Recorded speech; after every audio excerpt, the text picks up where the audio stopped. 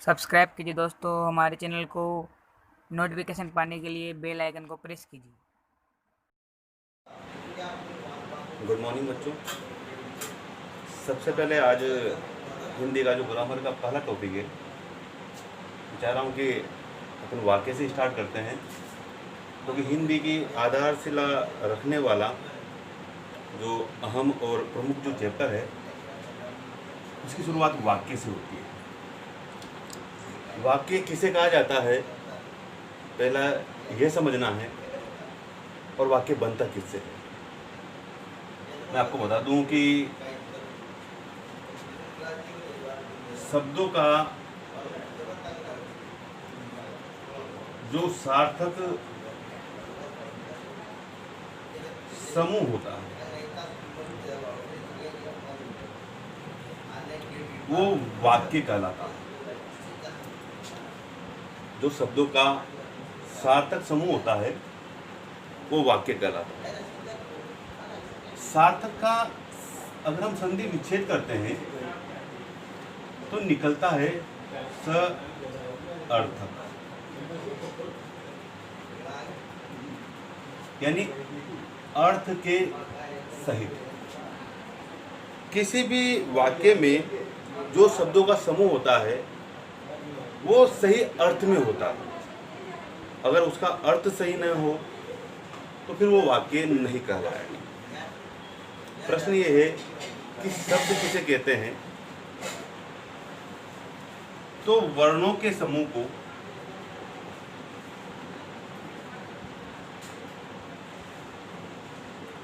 वर्णों के समूह को शब्द कहा जाता है। वर्णों के समूह को शब्द कहा जाता है। जैसे मैंने लिखा क प्लस म प्लस ल, ये तीनों जो आपको दिखाई दे रहे हैं अलग अलग हैं, ये वर्ण कहलाते हैं। अब जब ये तीनों मिल जाते हैं, इनका समूह हो जाता है, तो ये हमारे सामने शब्द के रूप में आ जाते हैं और ये होता है एक शब्द। तो ये थी एक सिंपल और सामान्य परिभाषा वाक्य की, कि वाक्य कहते किसे हैं। सामने हमारे जब ये प्रश्न आता है कि वाक्य किसे कहते हैं, तो शब्दों का सार्थक समूह जो होता है वो वाक्य कहलाता है, और वर्णों का समूह जो है वो शब्द कहलाता है। तो हम लोगों को जो स्टार्ट करना है वो यहाँ से करना है कि वाक्य किसे कहते हैं। तो हम जानेंगे कि शब्दों के सार्थक समूह को ही वाक्य कहा जाता है, सार्थक समूह को, जब उसका अर्थ निकले। तो पहला जो चैप्टर था वाक्य का, मेरे ख्याल से आपको समझ में आया होगा, और मैं चाहता हूँ कि इसे बड़े ध्यान से आप समझे, भूले ना। कि शब्दों का जब सार्थक समूह निकलता है, सार्थक बार बार मैं इस वजह से बोल रहा हूँ, कई बार हम जो इसका सीक्वेंस होता है, वाक्य बनता किससे है हिंदी में, मैं थोड़ा आपको मिटा करके बता देता हूँ कि इसमें सबसे पहले वाक्य में कर्ता आता है, इसका एक सीक्वेंस होता है, फिर कर्म आता है, फिर क्रिया आती है, इसका सीक्वेंस है। जैसे मैंने लिखा राम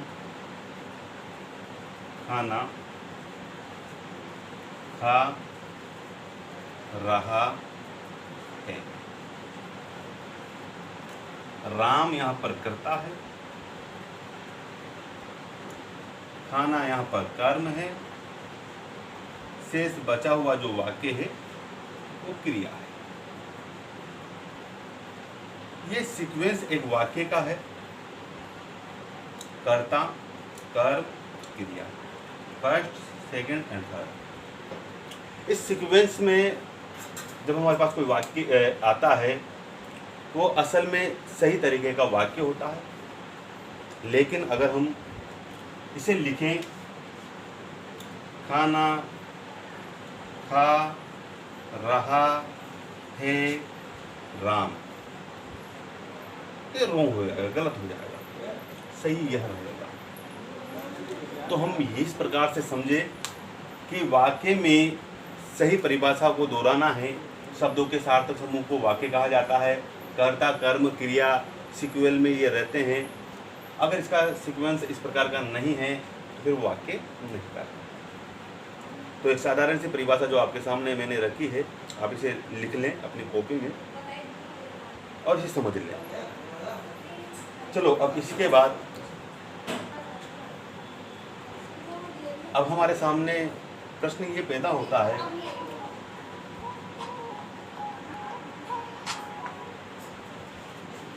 तो वाक्य के दो अंग होता है, उद्देश्य, एक होता है विधि। इनके बारे में कई बार प्रश्न पूछे जाते हैं कि वाक्य के कितने अंग होते हैं। तो हमारे सामने उत्तर होता है कि इसके अंगों की जो संख्या होती है वो दो होती है। एक होता है उद्देश्य, एक होता है विधि। सामान्यतः ये दो होते हैं। उद्देश्य में और विधि में क्या अंतर है? कई बार प्रश्न इस प्रकार से आ जाते हैं, उद्देश्य किसे कहते हैं, विधि किसे कहते हैं। तो उद्देश्य में मूल जो होता है वो कर्ता होता है, जबकि विधि में कर्म प्लस क्रिया का जोड़ होता है।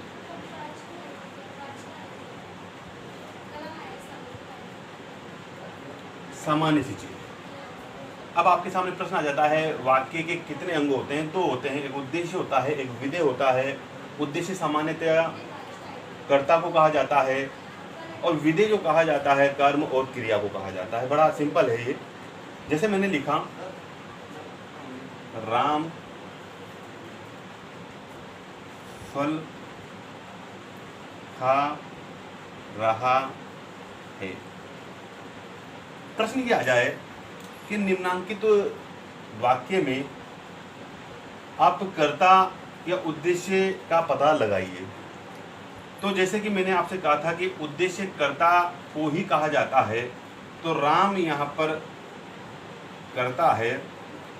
अगर कर्ता ये है तो निसंदेह उद्देश्य भी यही रहेगा। शेष बचा हुआ जो पूरा वाक्य होता है, जो कर्म प्लस क्रिया से मिलकर के बनता है, ये विधेय होता है।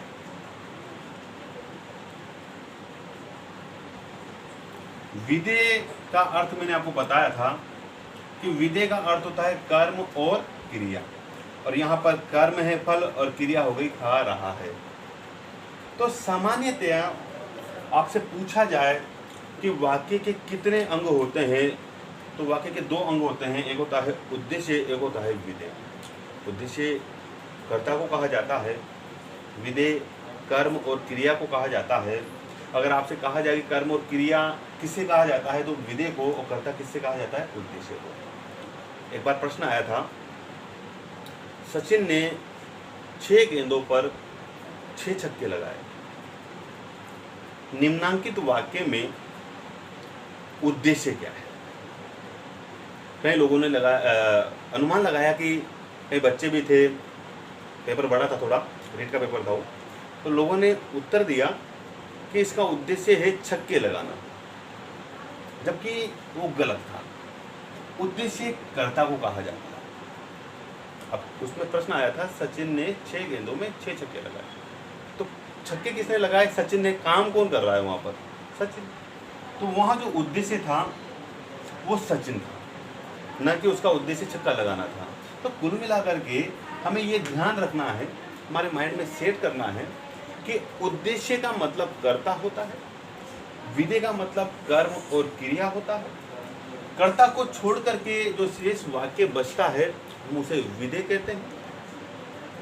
और वाक्यों के अंग में केवल 2 ही टॉपिक है जो सम्मिलित होते हैं, एक तो उद्देश्य है, एक विधेय है। इसे खोल करके मैंने आपको पढ़ाया है कि उद्देश्य केवल कर्ता होता है और बचा हुआ शेष जो वाक्य होता है वो विधेय होता है। मुझे लगता है कि आपको समझ में आया होगा कि क्या अंतर है उद्देश्य और विधेय में।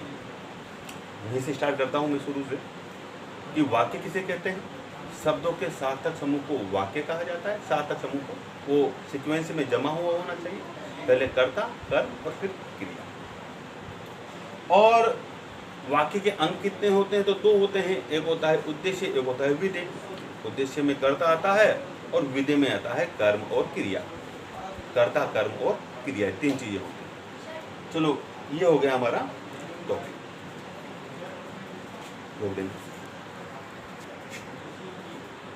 अब हमारे सामने प्रश्न है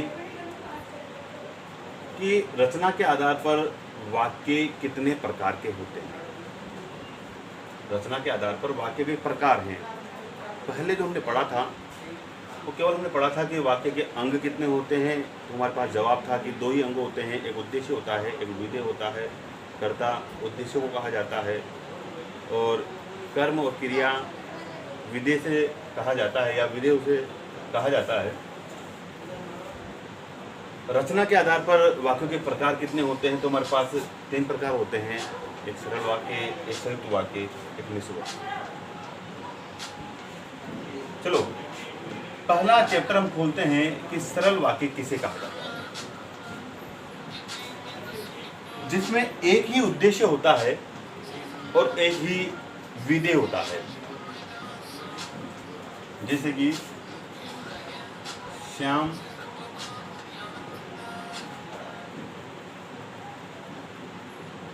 खेल, या ये लिख दें श्याम फुटबॉल खेल रहा है। सामान्य श्याम फुटबॉल खेल रहा है। सरल वाक्य की जो परिभाषा है वो ये है कि जिसमें एक ही उद्देश्य हो, एक ही विधेय हो। क्योंकि मैं आपको पहले बता चुका हूं कि उद्देश्य का मतलब होता है कर्ता और विधेय का मतलब जो होता है वो होता है कर्म प्लस क्रिया। उद्देश्य का मतलब होता है कर्ता, विधेय का मतलब होता है कर्म और क्रिया। ये आपको ये परिभाषा से पता लगा लेना है। जिस प्रकार से मैंने आपसे कहा कि सरल वाक्य में केवल एक ही उद्देश्य होता है, एक ही विधेय होता है, तो यानी एक ही कर्ता, एक ही कर्म, एक ही क्रिया होगी।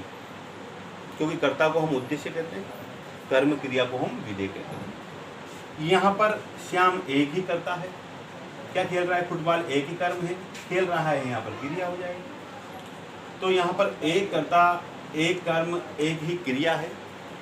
इस वजह से यह एक सरल वाक्य होगा।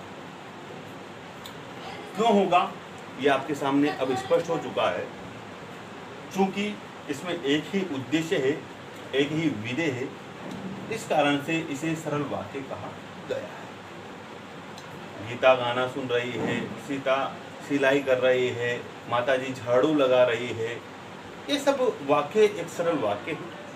क्योंकि किसी प्रकार से कोई अन्य वाक्य इससे जुड़ा हुआ नहीं, केवल ये एक ही वाक्य होता है। जबकि इन दोनों में दो वाक्य होते हैं। यहाँ पर इस प्रकार का कोई प्रश्न नहीं है कि दो वाक्य यहाँ पर हैं। आपको साधारणतः यह पता लगाना है कि दो वाक्य तो कहीं एक ही वाक्य में जुड़े हुए तो नहीं ना। अब हमारे सामने जो दूसरा टॉपिक इसी में आया है, इसके प्रकारों में आया है, वो आया है संयुक्त वाक्य। संयुक्त वाक्य की साधारण पहचान जो होती है, पहले मोटे तौर पर इसकी पहचान को देख लेते हैं। इसमें कुछ शब्द हैं वो हमेशा आते हैं, जैसे कि किंतु, परंतु, अथवा, कि, अथवा सॉरी, या, और, एवं। ये इस प्रकार के जो शब्द हैं,